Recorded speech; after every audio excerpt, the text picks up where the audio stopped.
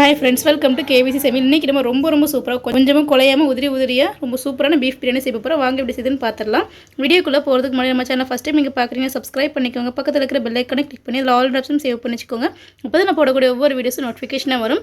Subscribe பண்ணால் பார்க்குற புது வியூவர்ஸ் மறக்காமல் சப்ஸ்கிரைப் பண்ணி சப்போர்ட் பண்ணுங்கள். வாங்க வீடியோக்குள்ளே போகலாம். இப்போ ஒரு அகலமான மிக்சிங் போர்டில் நம்ம கறி சேர்த்துக்கலாம். நான் பீஃப் எடுத்துருக்கிறேன், எலும்போடு எடுத்துருக்கிறேன்.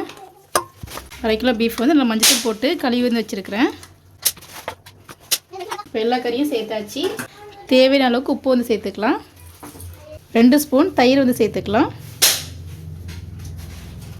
1 ஸ்பூன் இஞ்சி பூண்டு பேஸ்ட் சேர்த்துப்போம். 1/2 ஸ்பூன் வத்தல் தூள் சேர்த்துக்கலாம். எல்லாத்தையும் சேர்த்து நல்லா மிக்ஸ் பண்ணிவிடுவோம். நம்ம அந்த மாதிரி பீஃப் தயிர் இஞ்சி பூண்டு பேஸ்ட் வத்தல் தூளாக சேர்த்து மிக்ஸ் பண்ணி மேரினேட் பண்ணும்போது நல்லா சாஃப்டாக இருக்கும். உப்பு உரப்பு எல்லாமே பிடிச்சிருக்கும். இந்த அளவுக்கு நல்லா மிக்ஸ் பண்ணியாச்சு. இது ஒரு 1/2 மணி நேரம் மேரினேட் பண்ணிடலாம். அதுக்கப்புறம் செய்ய ஆரம்பிச்சிடலாம். அடுப்பில் ஒரு குக்கர் வச்சுருக்கிறேன். இதில் ஒரு 3 ஸ்பூன் அளவுக்கு நெய் சேர்த்துப்போம். நெய் சேர்த்தாச்சு. இது கூட ஒரு 3 ஸ்பூன் அளவுக்கு எண்ணெய் சேர்த்துக்கலாம். எண்ணெயும் சேர்த்துச்சு நல்லா சூடாகி வரட்டும். இப்போ எண்ணெயும் சூடாகிடுச்சு.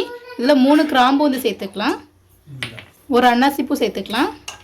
கொஞ்சமாக ஜாதி பத்திரி சேர்த்துக்கலாம். 3 ஏலக்காய் சேர்த்துக்கலாம். கொஞ்சமாக கல்பாசி சேர்த்துக்கலாம். ஒரு 4-5 துண்டு பட்டை சேர்த்துக்கலாம். எல்லாத்தையும் சேர்த்து நல்லா வதக்கி விட்டுருவோம். நல்லா பொரிஞ்சு வரட்டும். இப்போ நல்லா பொரிஞ்சு வந்துருச்சு. நான் 2 வெங்காயத்தை இந்த மாதிரி நீளமாக கட் பண்ணி வச்சுருக்கேன். அது சேர்த்துக்கலாம். வெங்காயம் நல்லா கண்ணாடி பதம் வர அளவுக்கு வதக்கி விட்டுப்போம்.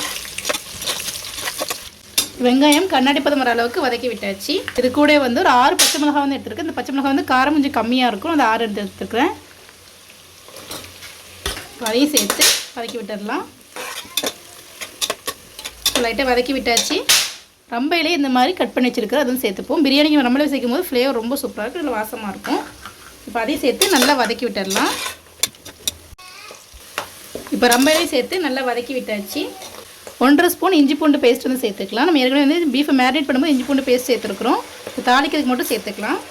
இப்போ இஞ்சி பூண்டு பேஸ்ட்லேயும் பச்சை வாசனை போகிற அளவுக்கு நல்லா வதக்கி விட்டுக்கலாம்.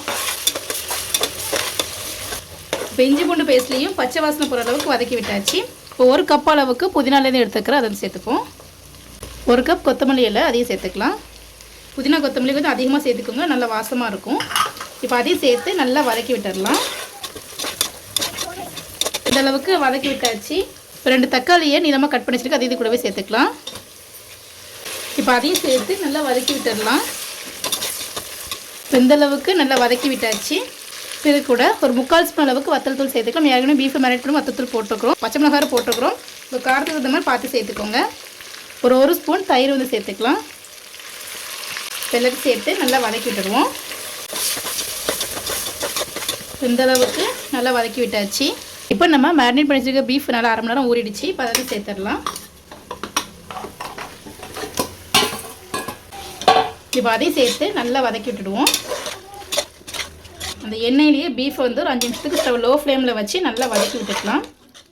நான் இந்த உலக்குக்கு 1 உலக்கு அரிசி எடுத்துருக்கிறேன். 1/2 கிலோ அரிசி. அதுக்கு 3 உலக்கு தண்ணி சேர்த்துக்கலாம். 3 உலக்கு தண்ணி சேர்த்தாச்சு. இப்போ நல்லா மிக்ஸ் பண்ணிவிடுவோம். நல்லா மிக்ஸ் பண்ணி விட்டுட்டு உப்பு காரம் செக் பண்ணி பார்த்துப்போம். கம்மியாக இருந்துச்சு இந்த ஸ்டேஜில் சேர்த்துக்கலாம். இப்போ காரம் கரெக்டாக இருக்குது. உப்பு மட்டும் கொஞ்சம் கம்மியாக இருக்குது, சேர்த்துக்கலாம். நீங்கள் எப்போதும் செக் பண்ணி பார்த்துட்டு சேர்த்துக்கோங்க. உப்பு கொஞ்சம் கரிப்பாக இருக்கிற மாதிரி பார்த்துக்கோங்க. அப்போ தான் அரிசி போடும்போது கரெக்டாக வரும். இப்போ நல்லா மிக்ஸ் பண்ணிடலாம். நான் 1/2 கிலோ அரிசிக்கு 1/2 கிலோ பீஃப் சேர்த்துருக்குறேன். இப்போ நல்லா மிக்ஸ் பண்ணியாச்சு. இப்போ குக்கரை மூடிடலாம். குக்கரை மட்டும் ஒரு 7 விசில் போட்டு எடுத்துப்போம். இப்போ 7 விசில் வந்துருச்சு. திறந்து பார்க்கலாம். கறி நல்லா வெந்துடுச்சு. இப்போ அரிசி சேர்த்துக்கலாம். நான் 1/2 கிலோ அரிசியை நல்லா கழுவிட்டு ஒரு 10 நிமிஷம் ஊற வச்சுருக்கு. அதை சேர்த்துருவோம்.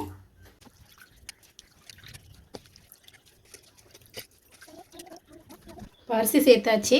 நல்லா மெதுவாக மிக்ஸ் பண்ணிக்கலாம். அரிசி உடஞ்சிடாமல் மெதுவாக மிக்ஸ் பண்ணிக்கலாம். இப்போ மிக்ஸ் பண்ணியாச்சு. இது கூட முந்திரி பருப்பு எடுத்துருக்கு. அதை சேர்த்துப்போம்.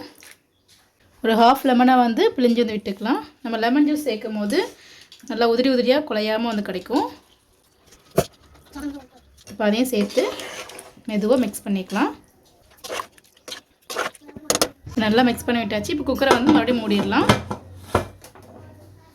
2 விசில் மட்டும் போட்டு எடுத்துப்போம். இப்போ 2 விசில் வந்துருச்சு. ப்ரெஷர் நல்லா தானாக ரிலீஸ் ஆகிடுச்சு. இப்போ திறந்து பார்க்கலாம். இப்போ சூப்பராக ரெடி ஆகிடுச்சு. பாருங்கள், கொஞ்சம் கூட உடையாமல் குலையாமல் நல்லா உதிரி உதிரியாக வந்திருக்கு. பார்க்கவே அவ்வளோ சூப்பராக இருக்குது. இப்போ நம்ம சுட சுட சர்வ் பண்ணிடலாம். இப்போ நம்மளோட பீஃப் பிரியாணி ரெடி ஆகிடுச்சு. ரொம்ப டேஸ்ட்டாக இருக்கும். கொஞ்சமும் உடையாமல் குலையாமல் உதிரி உதிரியாக ரொம்ப சூப்பராக இருக்கும். கண்டிப்பாக நீங்களும் வீட்டில் ட்ரை பண்ணி பார்த்துட்டு எப்படின்னு சொல்லி கமெண்ட் பண்ணுங்கள். இந்த வீடியோ உங்களுக்கு பிடிச்சிருக்குன்னு நினைக்கிறேன். பிடிச்சிருந்தா லைக் பண்ணிக்கோங்க. உங்கள் ஃப்ரெண்ட்ஸ் அண்ட் ஃபேமிலிஸ்க்கும் ஷேர் பண்ணுங்கள். இது போல் நிறைய வீடியோஸ் பார்க்கணும் மறக்காம சேனலுக்கு சப்ஸ்கிரைப் பண்ணிக்கோங்க. நம்ம சேனல் பிரியாணி ரெசிபிஸ் நிறைய போட்டிருக்கோம். அதோட லிங்க் டிஸ்கிரிப்ஷன் கொடுக்குற மறக்காம செக் பண்ணி பார்த்துக்கோங்க. ரொம்ப ஈஸியாகவும் இருக்கும். ரொம்ப டேஸ்ட்டாகவும் இருக்கும். தேங்க்ஸ் ஃபார் வாட்சிங்.